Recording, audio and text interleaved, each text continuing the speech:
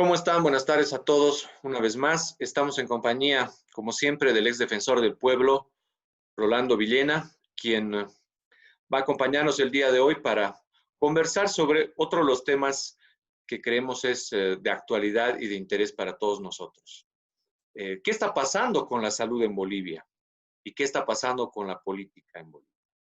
Esas son las preguntas que van a ser de interés y vamos a comentar en el día de hoy junto a el ex defensor del pueblo, a quien le damos la bienvenida y pues lo escuchamos, defensor. Buenas tardes. Muy buenas tardes, Jorge Luis. Un saludo fraterno para ti y para todos los que nos están siguiendo por este medio digital de mucha importancia y con alcances de magnitud. Antes de responder a la pregunta, me gustaría hacer un pequeño enfoque, una lectura de lo que eh, tendremos que entender o tenemos que entender sobre el papel del ciudadano, o por, que desde mi punto de vista sería mejor hablar de participación y responsabilidad social, eh, entendida como lo fundamental para el bien común. Entonces, la participación y responsabilidad social es un bien común. Esta afirmación es conocida por ciudadanía. Para los pueblos, comunidades, ya sean rurales, urbanas en general, y naciones originarias, suena de una u otra manera a discriminatorio. Cuando una persona, un grupo de personas, un partido político e incluso un gobierno ponen por delante sus intereses particulares y olvidan su responsabilidad social, se está atentando contra el bien común. No solamente el bien común son los espacios públicos, puede ser un parque, una avenida, en fin, no. Esto en términos de lo que implica el papel del ciudadano, del pueblo, es fundamental. La tarea del pueblo, en tanto responsable social o corresponsable con relación al Estado y sus instituciones, de los políticos y del Estado es servir al bien común. No es suficiente las frases bonitas, eslogans, las promesas y los regalos, que en nuestra cultura latinoamericana o andina es muy frecuente, los regalos. No importa de qué partido sea, hay que recibirlos. Cada integrante de la sociedad debe aprender a distinguir quiénes se basan en hechos que benefician a todos y quienes se representan a sí mismos o a una facción ideológica o a un interés corporativo. El bien común se asienta en la defensa y promoción de los derechos humanos. Por ello, es importante que una sociedad o comunidades vivan y compartan valores y principios. No solamente es cuestión de enumerar una cantidad de valores, sino consensuar qué valores nosotros los practicamos, en qué valores creemos. Por eso es importante la afirmación: vivan y compartan valores y principios comunes, que los defienda y demande su defensa a sus autoridades y representantes, ¿no? Porque aquí esto nos permitiría diferenciar entre las acciones que se desarrollan por la gente. Dice, bueno, al final, ahora, ¿quién está pisando más fuerte o quién está en el poder, no? Al fin, está en el poder y allá él. Se le está dando demasiada concesión a quienes detentan el poder temporal, sabiendo que ellos son potenciales vulneradores de los derechos colectivos. Entonces, yo quisiera hacer ese hecho, este breve alcance, para que la pregunta que hacías, Jorge Luis, y con mucha propiedad en este momento, la podamos ya abordar. Excelente, defensor. Entonces, ¿cómo diría usted que está en la actualidad la salud en Bolivia? ¿Cuál es el estado de la salud en Bolivia? Podríamos decir tal vez que la salud está en crisis, está en un estado crítico, está en coma. Ya. Bueno, antes de esto, la primera parte de la pregunta me parece importante, Jorge Luis. ¿Qué está pasando con la salud en política, con la salud y la política en Bolivia? Y uno podría decir, viendo, constatando los hechos, ¿qué no está pasando en salud y política ahora? Pasa de todo, ¿no? Y como diría muy bien don Víctor Paz Tensoro, en este país pasa de todo y no pasa nada también. Esto creo que es una precisión que vale la pena hacerla. En ese sentido, está pasando momentos muy difíciles la salud en un estado de profunda crisis, ¿no es cierto? La salud en Bolivia, como la política también. Porque esta última, en el ejercicio torpe del poder, ha puesto al desnudo las grandes falencias que tenemos en materia de sistema de salud. Y uno tendría que preguntarse si todavía tenemos un sistema de salud o esto está en un proceso de desmoronamiento que a lo mejor no quede piedra sobre piedra.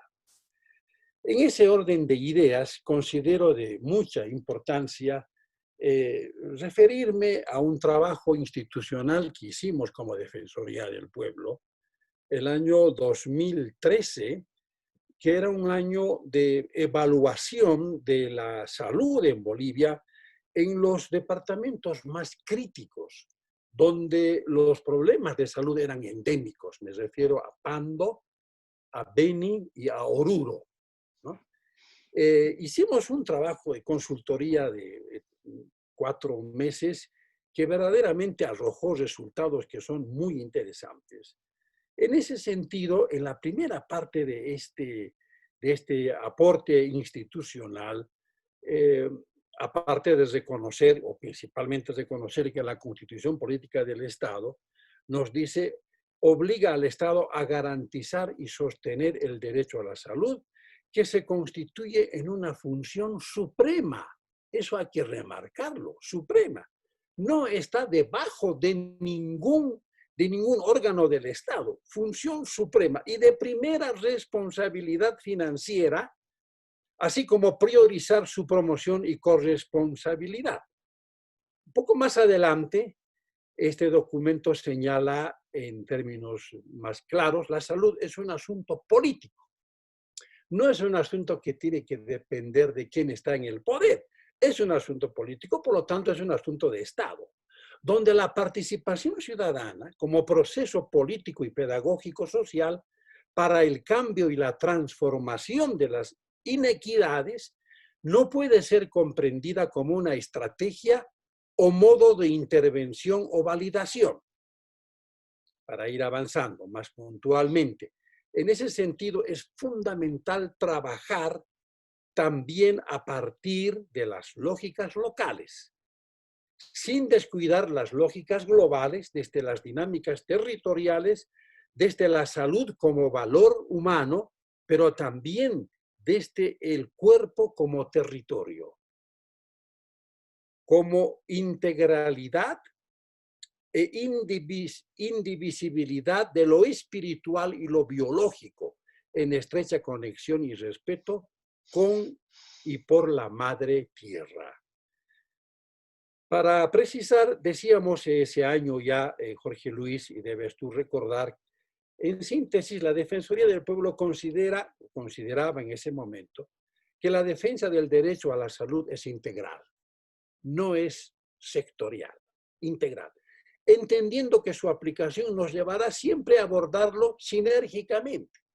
Podemos entrar por cualquiera de los lados, pero al final tenemos que abordar la totalidad de la salud, porque se trata de un bien supremo, tomando en cuenta la equidad de género y generacional, entre otras demandas.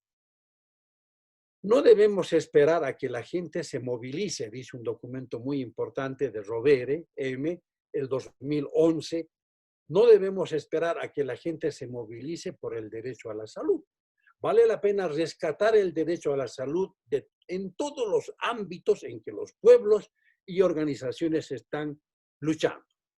Entonces, hecha este encuadre, digamos, referencial, es muy importante reconocer que para que contestemos a la primera parte de la pregunta, que nos parece de fundamental importancia, ¿en qué estado está la salud? ¿Está en estado de crisis, en estado crítico o en coma? Yo creo que estamos en las dos últimas, Jorge Luis. Es decir, estado crítico y en coma. En coma. Y tal vez habrá que articularlo esto de estado en coma, porque lo que está sucediéndonos con el flagelo del COVID-19 no solamente que pone al desnudo todas nuestras falencias del sistema de salud, sino que pone al desnudo nuestra propia incapacidad como sociedad y Estado para abordar un tema estructural. En ese sentido, vale la pena que el trabajo que nosotros hemos hecho en 2010 se inscribe dentro del Plan Estratégico Institucional 2012-2016, pero como una estrategia, ¿no? ¿Por qué? Porque estas falencias relativas, por ejemplo, relativas a la estructura, al talento humano, al presupuesto financiero, económico-financiero, ¿no es cierto? Si esto no está articulado y si esto no está priorizado como una función, como la más importante del Estado, entonces no estamos entendiendo para qué se han constituido los órganos del Estado. Este es un tema fundamental. Hoy por hoy, y podríamos en ese sentido decir que el estado de salud de Bolivia o la situación crítica, estamos entrando en un estado de coma porque, porque la cantidad de decesos que hemos tenido es, aparte de ser proporcionalmente hablando a la población que tenemos en Bolivia, es alta. Aún así, si comparamos con los países en la región, parece ser que no estamos en grandes falencias, pero el grave problema estriba en que esto, para decir que estamos en estado de coma, me voy a referir a un artículo que publicó Página 7, que vale la pena recordarlo así someramente, cuando el tema en cuestión pasa por un análisis que hace este periódico de prestigio nacional. Coronavirus es un problema crónico en el país vecino, se refiere al Perú. Perú, pandemia, encontró a 75% de pacientes con desnutrición. Mi sospecha es que con esto nosotros hemos dado demasiada prioridad en esta coyuntura al problema de la seguridad, de la bioseguridad, ¿no es cierto? Fundamentalmente. Y luego se ha priorizado también que debe haber mayor presupuesto. Pero se ha constatado, por otra parte, que hay presupuesto en las alcaldías y están esperando los alcaldes que haya otro desembolso específico para la salud, cuando la norma establece que ellos pueden utilizar esos recursos para la salud. Entonces, aquí tenemos un problema estructural que es de fondo. Si esto está pasando en el Perú con el tema por ser una población o vastos sectores de la población que está en estado de desnutrición, en el caso nuestro es lo mismo y podríamos añadir a eso, malnutrición y desnutrición. Y el grave problema está en que como los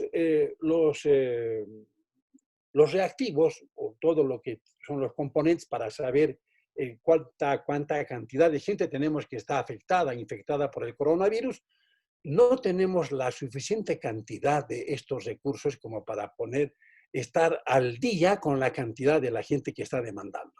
Tenemos un rezago, Jorge Luis y compañeros, de una semana. Entonces la situación es, para decir, está en estado de coma. Frente a ese panorama, ¿cómo usted piensa que se ha empezado a politizar la salud en Bolivia? Podemos hablar de que existe una politización del tema salud en Bolivia, y esta politización, si es que existe, ha empezado en la época del masismo, ha empezado en la época del levismo, o más bien ha empezado desde mucho antes. Esa es una muy buena pregunta esta, porque no podemos tampoco echarle toda la culpa al régimen anterior.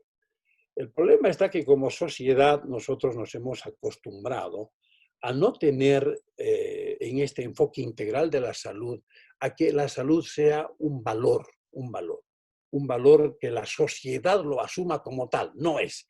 La gente tiene que estar enferma y a las últimas para ir al hospital o a una clínica o a un centro de salud.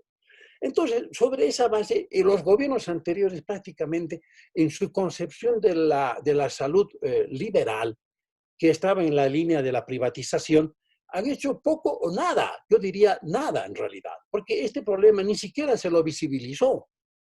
Es mérito del anterior gobierno haberlo visibilizado. En la primera parte han habido logros importantes en los que la Defensoría del Pueblo contribuyó, por ejemplo, a la generación de políticas públicas para asegurar el derecho de los adultos mayores, por ejemplo. Y esa concepción, esa herramienta que la construimos en la Defensoría, fue un aporte muy importante. Como resultado de este plan de acción, plan estratégico institucional de salud de la Defensoría, hemos constituido los defensores del paciente. Entonces, en esa coyuntura, había relativa coordinación entre la Defensoría, Ministerio de Salud y por ahí un poco, digamos, rozando algo con el Ministerio de Educación. Pero hasta ahí no más. Y claro, y no hemos podido avanzar porque pronto se dieron cuenta que la Defensoría del Pueblo no había sido o no pudo ser doblegada para que se inscriba en este proceso de desinstitucionalización del Estado, en el que la Defensoría del Pueblo hasta el 2016 dio dura batalla. Entonces, como eso no se dio, evidentemente que a partir del año 2000, para ser más claros, 2016, año en que justamente termina la gestión de este servidor, Rolando Villena, Evo Morales dice, bueno, a sus seguidores, porque en realidad el MAS nunca acabó de ser partido, ¿no? MAS ha sido la figura del Evo, digamos, es el evismo en realidad, que dice, vamos a consultar, o alguien le dice, ¿por qué no consulta presidente o hermano presidente, eh, bueno, al pueblo para que definitivamente usted sea reelegido indefinidamente, ¿no? Y él, si hubiera sido un poco más inteligente, hubiera dicho, yo no estoy para servirme del pueblo, sino hasta aquí cumplió o he cumplido con mi mandato y no voy más. ¿Para qué voy a consultar sabiendo que estoy yendo con algo que es totalmente ilegal e inconstitucional?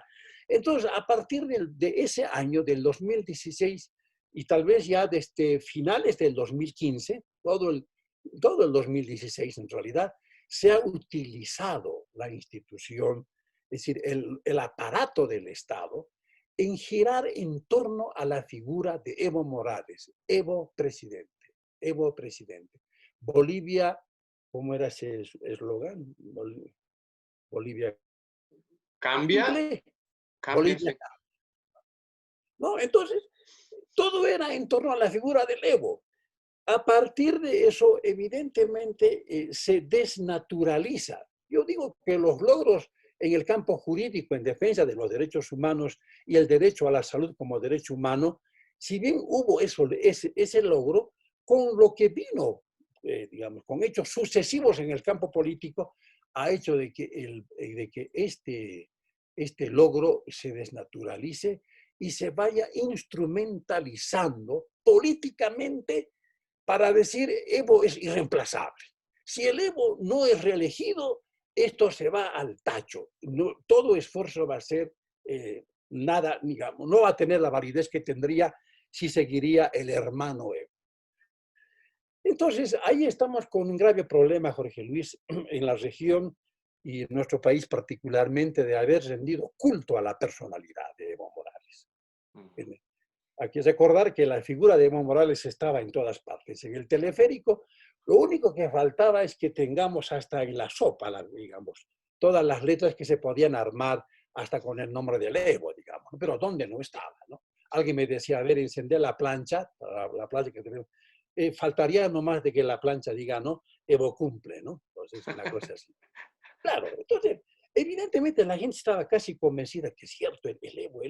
Además se sobreexplotó el componente indígena de Evo Morales, que es válido, que es reconocido, pero no se lo podía utilizar para fines de hacer creer a la gente que él tiene un mandato cuasi mesiánico para seguir en el poder. Entonces, a partir de ese año, las cosas se fueron desprestigiando bueno, para llegar a estos extremos. Y eso por eso que decíamos, ¿qué no está pasando en materia de política, en materia de salud? Hoy en Bolivia, solo Dios sabe, y nosotros que somos las víctimas y la gente de a pie, que no tiene otra cosa que hacer filas y filas para conseguir una ficha antes de la pandemia. Ahora están haciendo fila para ser atendidos antes de expirar, antes de morir, porque no hay los medios que permitan que esta gente sea atendida con oportunidad. No existe. No existe porque durante 10 años, para ser justos, no 14 años, 10 años, Evo Morales ha ido desmontando, ha ido desinstitucionalizando y de esa manera la salud se redujo a un instrumento meramente político. Con Evo todo es posible, ¿no? Y la construcción de no sé cuántas canchas de fútbol. Y grandes proyectos, elefantes blancos que no sirven absolutamente para nada, sino para decir, ahí está, y siempre estaba la figura de Evo, ¿no? Porque él ha hecho, él ha cumplido con su pueblo, ¿no? Qué hacer entonces con el tema de la salud en Bolivia para mejorar? Hay que mejorar el talento humano, hay que destinar más presupuesto, hay que mejorar la infraestructura frente a ese panorama que usted acaba de comentarnos. Bueno, claro, hay que hacer, eh,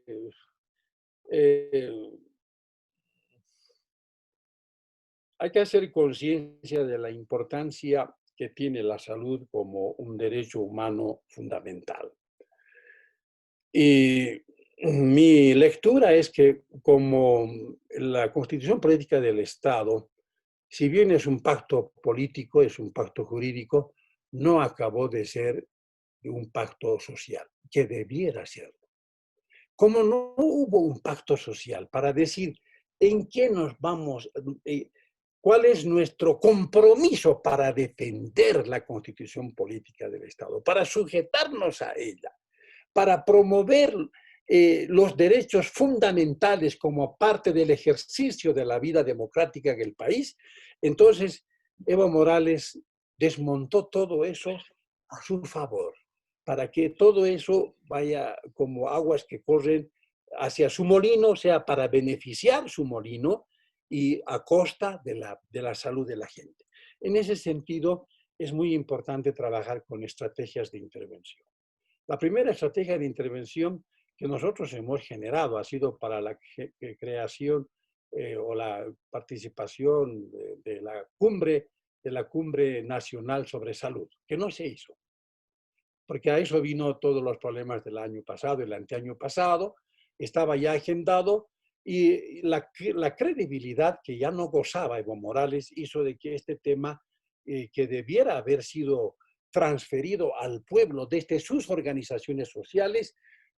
Además, como ellos estaban cooptando todo eso, era fácil el manejo digamos, en una caricatura de lo que sería una verdadera hegemonía. Ahí Gramsci está puesto a un lado, está archivado. No es la hegemonía de Gramsci, es otra lectura que él hace.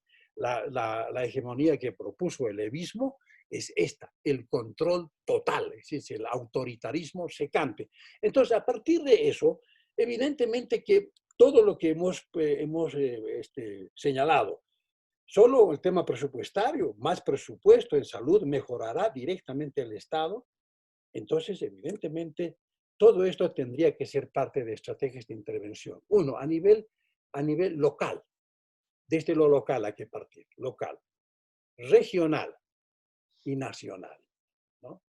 Y nuestro aporte como documento que está registrado en los anales de la historia de la Defensoría del Pueblo se constituye definitivamente o se constituiría en un elemento que contribuya a hacer conciencia con los políticos, pero ya no más hacer política de la salud, sino conciencia de los políticos para que sean ellos un componente importante para un replanteo. Y no solamente replanteo, sino habría que soñar un poco más allá. Habría que pensar en que otro país como horizonte es diferente. Soñar con un país diferente donde la salud verdaderamente sea un derecho y no un privilegio de los que pueden tener acceso a la salud. Ujú. Se habla mucho del tema presupuestario cuando se refiere a un análisis del tema de la salud, ¿no? Que un 8%, que un 7%, que un 10%. ¿Es solo un tema presupuestario o mejorar la salud? ¿Con más presupuesto de manera automática vamos a mejorar el sistema de salud? No, de ninguna manera. Tendríamos que superar la dicotomía artificial también que se impuso en los últimos años del gobierno, a partir del 2013, yo creo que ha ido debilitándose esta concepción integral que había antes desde el gobierno, desde el Estado, que la salud es una sola, ¿no? La integralidad de la salud, donde la salud en su mirada occidental y la salud desde la mirada de los pueblos originarios era complementaria y hacían al conjunto de la misma salud. Ahora los pueblos indígenas, por la coyuntura que vivimos, están detrás de las migajas para que reciban algún favor y no sean totalmente invisibilizados en el acceso a la salud o por lo menos en salvar las vidas, las pocas vidas que van a ir quedando en el camino de esta destrucción de las comunidades indígenas. Entonces, ese es un tema de estrategia institucional, estrategia estatal, estrategias de intervención regional y local, donde el componente económico sin duda es importante, el talento humano también fundamental, ¿no es cierto? Y gente que definitivamente esté por su capacidad, por su calidad profesional, no porque sea de un partido político. El CEDES, por ejemplo, los CEDES han sido totalmente desnaturalizados. Las épocas del gobernador del MAS, y eso hay que decirlo claramente, ¿cómo apellidaba este señor? El, El me antiguo acuerdo el nombre. gobernador Cocarico. Sí, Cocarico. Él es. ¿Quiénes estaban a la cabeza de los CEDES? Gente, eran sus familiares, sus compadres, amigos del partido, etcétera, etcétera, pero la gente calificada no estaba. Entonces, no podemos hacer ningún avance en materia de salud si es gente que es improvisada. Entonces, habrá que institucionalizar en el sentido correcto del término para que los recursos humanos vayan construyendo modelos de inclusión de la sociedad, donde la salud juegue un papel cada vez más importante.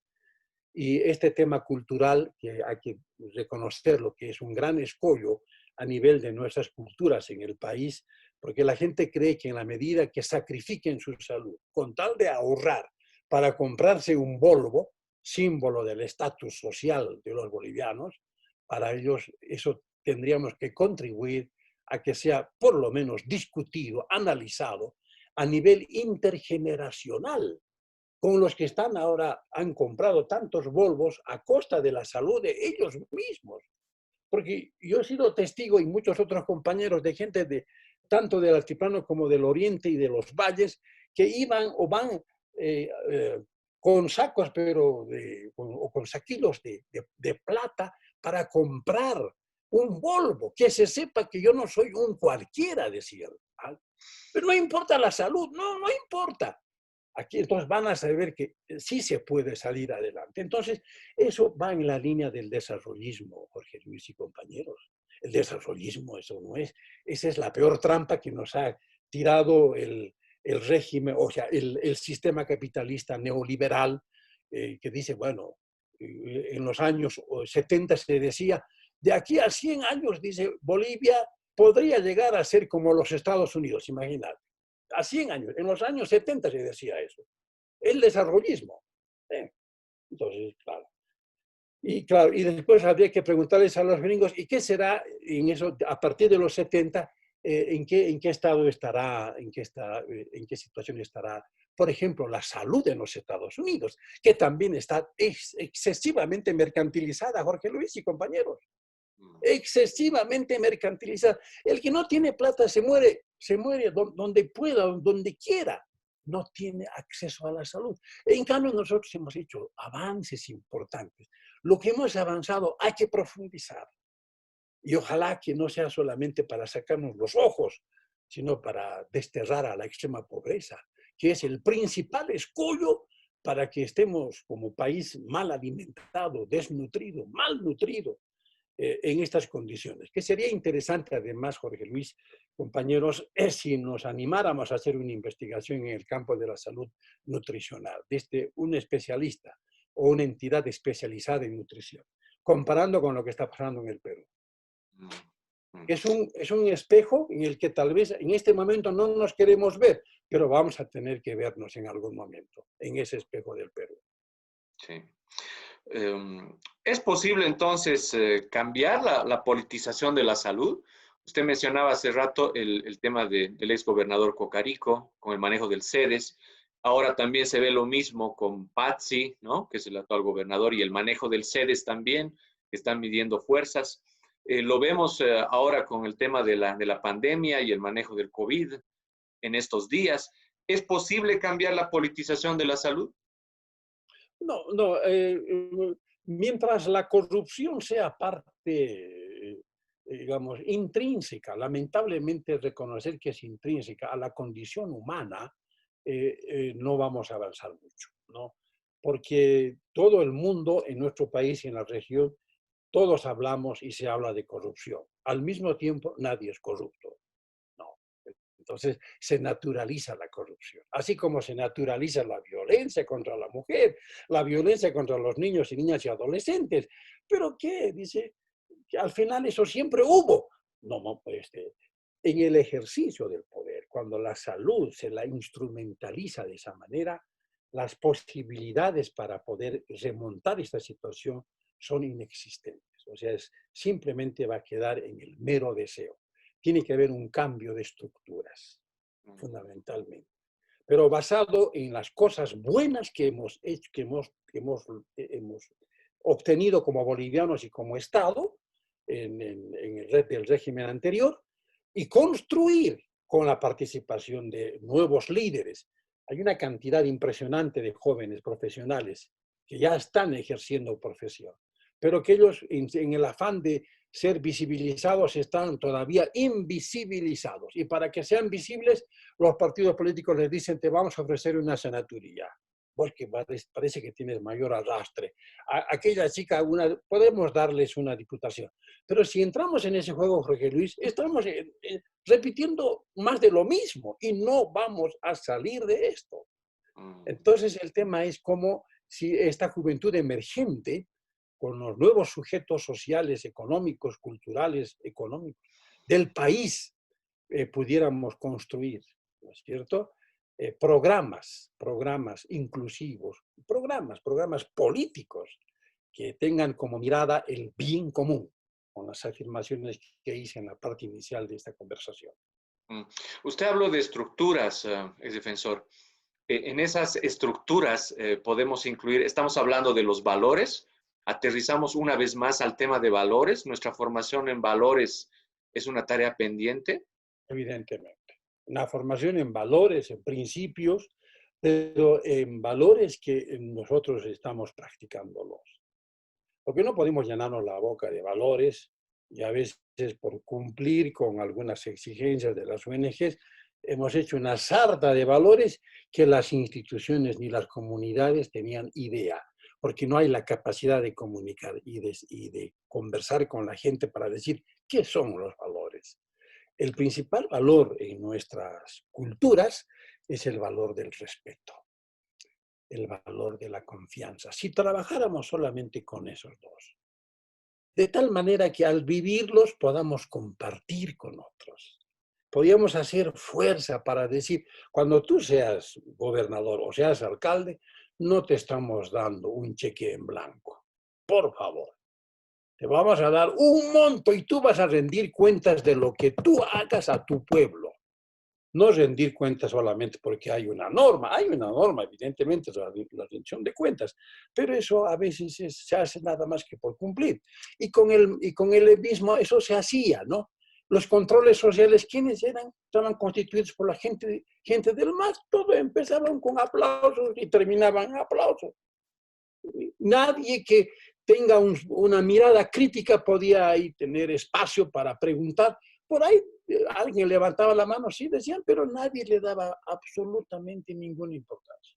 Lo único que faltaba en estos informes de los ministros del levismo era los pompones, las chicas que aparecerían ahí para, no, hacer sus figuritas casi peladas, ¿no es cierto? No, era un show, de veras era un show. El verdadero control social es cuando es vivencial. Si yo vivo mis valores, pues yo sé que Jorge Luis y otros compañeros están en lo mismo y nos vamos a entender, nos vamos a respetar.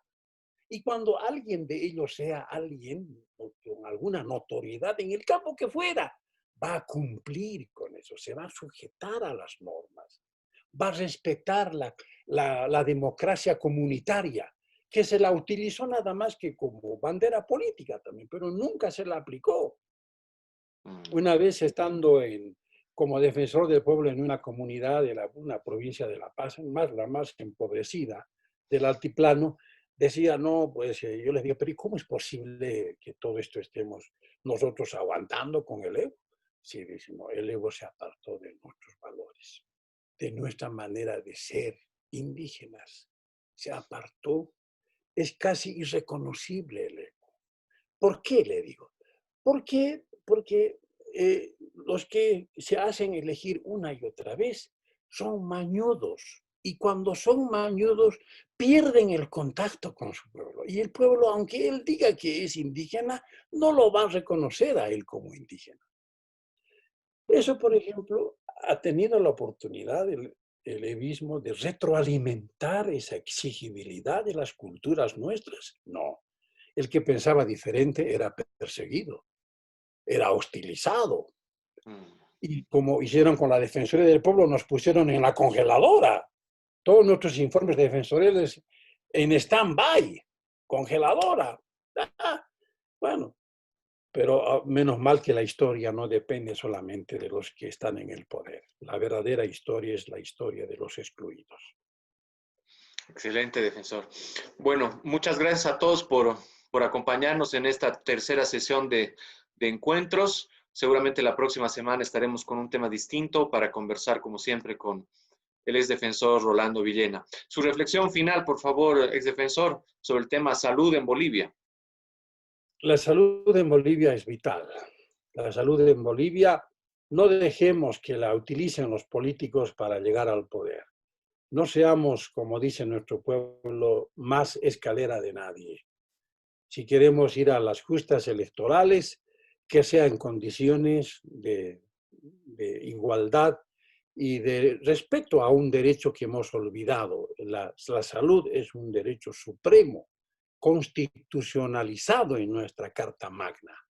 Entonces hay que exigir a los políticos que se sujeten a esa normativa. Y definitivamente esta exigibilidad ha de ser también